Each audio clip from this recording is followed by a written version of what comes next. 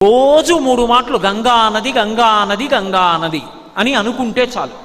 అలా పడుకోబోయే ముందు లేచే ముందు ఒకసారి గంగని స్మరించిన వాడు ఎవరుంటాడో అటువంటి వాడి యొక్క మహాపాతకములను కూడా గంగ తీసేస్తుంది. గంగ పరమశివుడి తల మీద పడేటప్పుడు అహంకరించింది. ఈయనంతటి వాడు ఈడ్చవతల పారేస్తానంది. అదే గంగ తన తప్పు దిద్దుకోవడం ఎలా అనుకుందిట.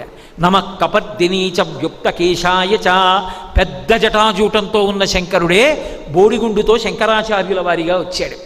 శంకరాచార్యుల వారిగా కాశీపట్టణానికి శంకరులు వస్తుంటే గంగ కెరటాలు ముందుకొచ్చేట. ఆనాడు నీ శక్తి తెలుసుకోలేక అహంకరించి నెత్తి మీద పడ్డా, ఈనాడు నీ కాళ్ళ మీద పడతానని కెరటాలు ముందుకొచ్చేన కాళ్ళు కడిగేయట. గంగ అంత పవిత్రం. ఏ నదినైనా అమ్మా అని కలిపి పిలవడం తక్కువ. యమునమ్మ ఏదో